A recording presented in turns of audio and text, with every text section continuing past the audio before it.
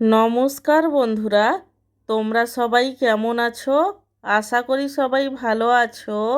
আমার চ্যানেলে তোমাদের সবাইকে স্বাগত জানাই। আজকে আমার লাঞ্চের থালিতে কি কি মেনু আছে তারই ভিডিও তোমাদের সাথে শেয়ার করব।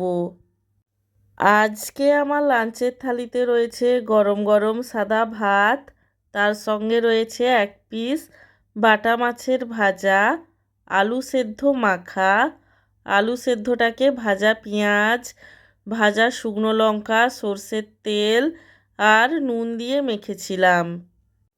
আলু সেদ্ধ মাখার পরে রয়েছে আলু দিয়ে শসার তরকারি এবং সব শেষে রয়েছে সর্ষে বাটা দিয়ে বাটা মাছের ঝাল।